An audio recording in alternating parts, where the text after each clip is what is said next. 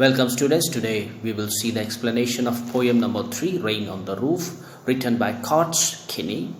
He was a lawyer, politician, journalist and an American poet. Now Kenny caught an inspiration while one night he was trying to sleep in his dormitory, and meanwhile it started raining. So he felt happy. He was delighted on listening to the pattering sound of the rain. Thus this poem was composed by Kinney.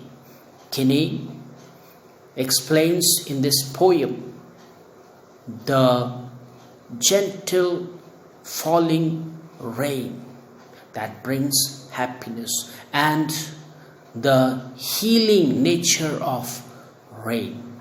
Now let us see the central idea of the poem. The poem exhibits that the rain brings the poet happiness and delight, and it makes him to lost in the dream and fancies. When he listened to the pattering sound of the rain, these dreams and fancies go on revolving in his mind. He loves the pattering sound of the rain on the roof. Let us read out the first stanza. When the humid shadows hover over all the starry spheres, and the melancholy darkness gently wipes in rainy tears, what a bliss to press the pillow of a cottage chamber bed and lie listening to the patter of the soft rain overhead. Now in this stanza, the poet explained the condition before the arrival of rain. Before the arrival of rain, what happens? The humid shadows hover, and in the night you could see the stars, you could see the group of stars, and darkness. So all these things, humid shadows, starry spheres and melancholy darkness, is wiped out by the gently falling raindrops. This is the condition before the rain. These all humid shadows, starry spheres and melancholy darkness is removed when the gentle rain comes. As he was lying on the bed, he was laying on the bed of a little cottage. He could hear the sound of falling rain. You can also hear the sound of the water droplets as it hits on the roof. You can hear the sound of the rain. So similarly, the poet is trying to sleep. At that time, he heard, all of a sudden, he heard the sound of the rain. And this sound of the rain brought bliss in his heart, or happiness in his heart.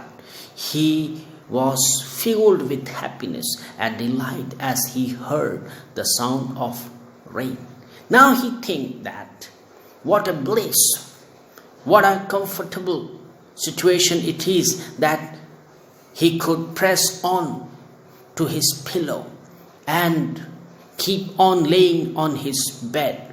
Now this sound of rain attracted him or filled him with joy that he did not want to get up from his bed. He wanted to continue to lay on his bed and listening to the pattering sound of the rain. So this is what he intended to do. He did not want to get up from his bed. He wanted to continue to lay down on the bed, listening to the soft falling rain, pattering sound of the rain. Let us read stanza number 2. Every tinkle on the shingles has an echo in the heart, and 1,000 dreamy fancies into busy being stirred, and 1,000 recollections weave their air thread into woof as I listen to the patter on the rain of the rain upon the roof. Now this is the second stanza.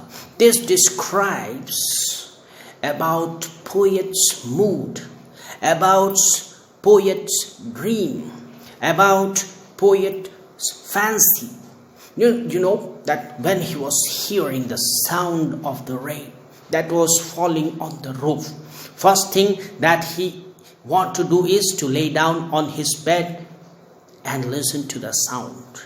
Second thing, when this sound grows stronger, when the rain is still continuing, the sound of rain echoes in his heart, and this made the poet to be lost in thousands of dreams. That means the sound of the rain brought him into a place of dreams. He began to dream thousands of dreams, and fancies goes on revolving in his mind, and he become busy with his dreams and fancies. He is lost in his dreams and fancies. That means he does not intend to do anything else. He wants to stay in that atmosphere of dreams and fancies, because the sound of the rain brought dreamy fancies in his mind. Then 1,000 recollections, that means past memories, the collection of memories, the life that he had spent. He is just now recollecting all the pleasant memories and sad memories. Some memories are pleasant, good memories. Some memories are sad memories. So all these, memories are being recollected and recalled by the poet. And these memories are internally linked. There is a thread that connects the memories of his life from one memory to another. It is connected as he listened to the pattering sound of rain. You see here in the first stanza, he did not want to do anything except laying on the bed and listening to the sound of the rain, because it given him joy. In the second stanza, what he want to do, he want to lay down there, lost in the dreamy fancies and recollections of the past, pleasant and sad memories. He want to, live in dreamy fancies and recall the past memories as he listened the sound of rain on the roof. Let us read out the stanza number 3. Now in memories comes my mother, as she used in years agone to regard the darling dreamer, ere she left them till the dawn. Oh, I feel her fond look on me, as I list to this refrain, which is played upon the shingles by the patter of the rain.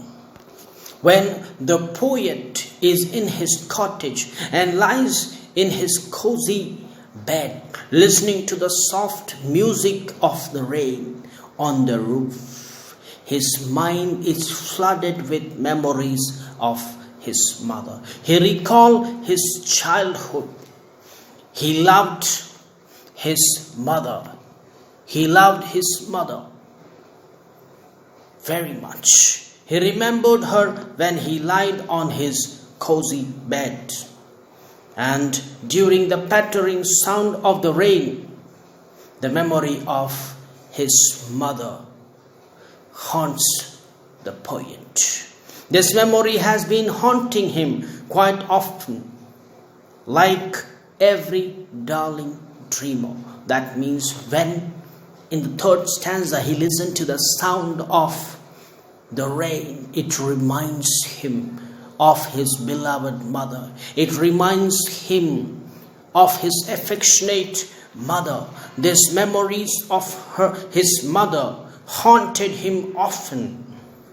His mother is no more, but he still feels her fondness of looking on him. In the third stanza, the author, recall his mother who is no more. And still he feels the affection and the fondness of looking on him. There were times when the mother looked on him with affection and fondness. He remembered that incident. He remembered her while writing his song of rain. He remembered his mother while he is composing this poem. The fondest memories of his mother is stirred before him in all her gentle loveliness by the pattern of the rain. Now this pattern of the rain, this sound of the rain, however, made him recall his past mother who is no more, and he began to experience the affection, the fondness of his mother. This poem reminds us three things. First, fancy dreams or happiness that is brought by the sound of rain. Second, the dreamy fancies that revolves in our mind as we hear the sound of the rain. And the third is, for the poet, it reminds him about his affectionate, caring, doting, and loving mother.